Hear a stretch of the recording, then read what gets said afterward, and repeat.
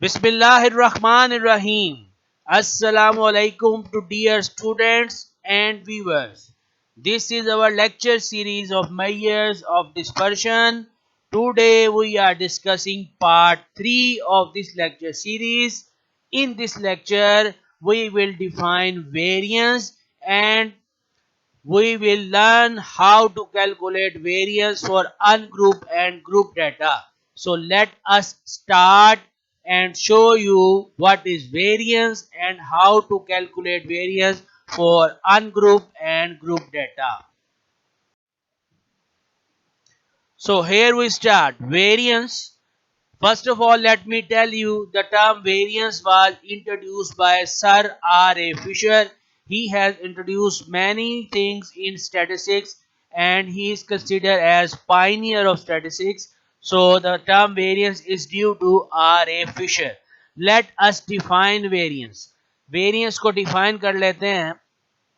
The variance of set of data is defined as the mean of the scales of deviation of all the observation taken from their mean.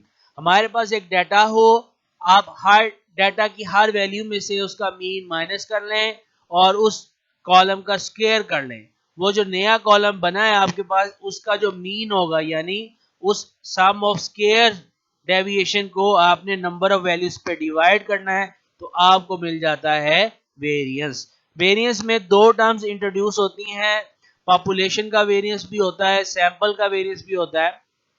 तो if the variance is calculated for from population it is called population variance and is denoted by sigma square. ये जो sigma square है ये एक Greek lower case letter है. जो इसका upper case letter है सिग्मा वो सम के लिए इस्तेमाल होता है. ये इसका लोअर केस लेटर है सिग्मा जो वेरिएंस की नोटेशन इस्तेमाल होती है. और अगर आपका वेरिएंस जो है वो सैंपल से कैलकुलेट हुआ है तो इसको हम सैंपल वेरिएंस बोलेंगे और सैंपल वेरिएंस को कैपिटल एस स्क्वायर के साथ हम डिनोट करते हैं. तो ये दो टर्म्स हैं हमारे पास, पॉपुलेशन का वेरिएंस और सैंपल का वेरिएंस. आमतौर पे हमारे पास पॉपुलेशन होती नहीं है तो हम सैंपल का वेरिएंस ही कैलकुलेट करते हैं ज्यादातर. अब देखते हैं जी वेरिएंस, इसके फार्मूले क्या है. Formula for variance, population variance sigma square sum xi minus mu sigma square over n. यहाँ पर म्यू जो है ये पॉपुलेशन का मीन है और कैपिटल N जो है ये पॉपुलेशन का साइज है.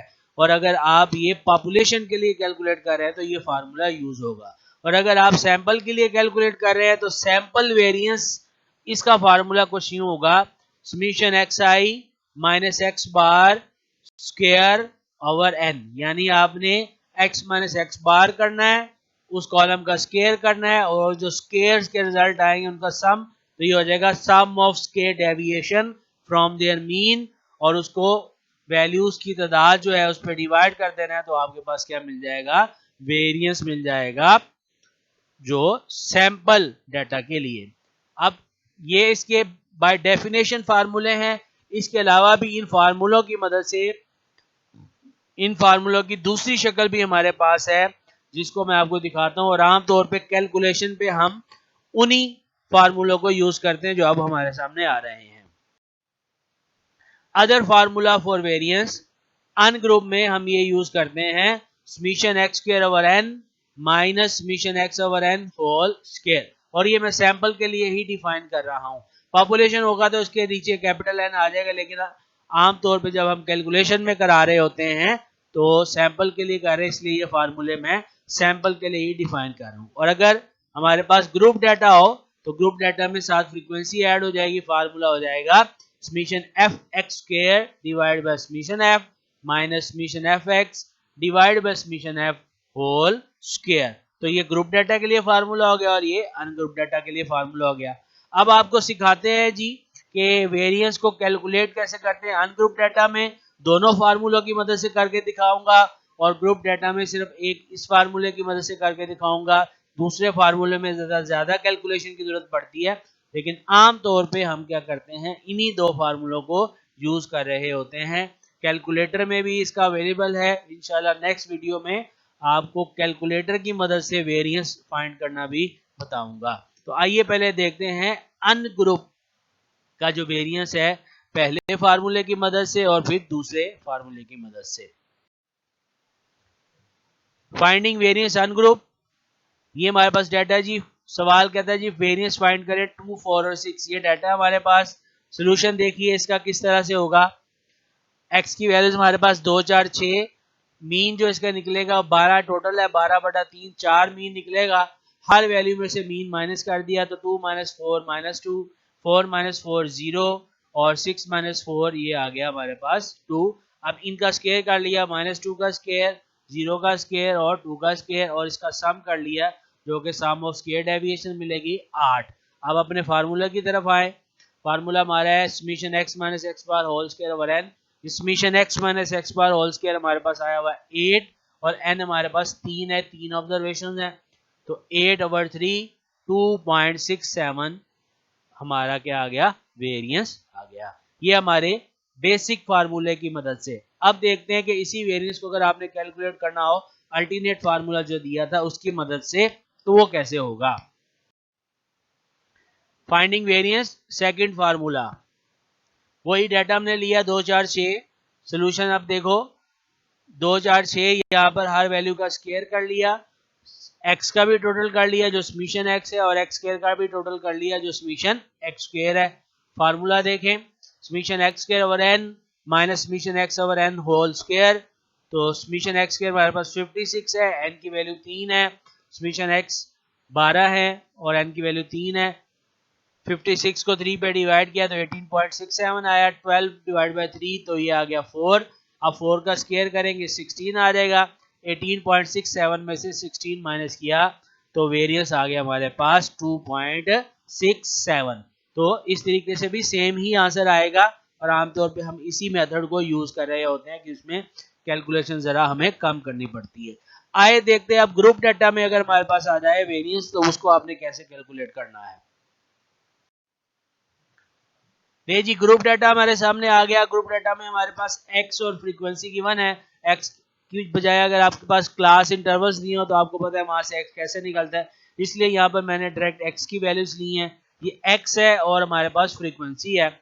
अब आपने कॉलम बनाना है fx का। fx कैसे है, 2 × 3 6, 4 × 1 4, 6 × 2 12 और दूसरा कॉलम है fx स्क्वायर का। ये जरा ध्यान से, कुछ बच्चे क्या गलती करते हैं fx के कॉलम का स्क्वायर कर देते हैं, ये बिल्कुल गलत होगा। उस तरह तो f का भी स्क्वायर हो जाएगा, हमें f का स्क्वायर नहीं चाहिए, हमें fx स्क्वायर चाहिए। तो इसका आसान तरीका ये है कि x वाले कॉलम को fx वाले कॉलम से मल्टीप्लाई कर लो, यानी 2 × 6 12, 4 × 4 16, 6 × 12 72, ये fx का स्क्वायर आ गया।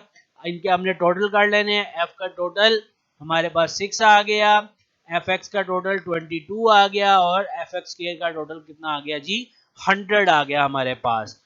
देखें जी formula x square summation fx square divide by summation f minus summation f x divide by summation f whole square, summation f square 100 divide by 6 और summation fx 22 divide by 6 divide किया 16.66 और 3.66 का square, 3.66 का square किया तो 13.42 आ गया।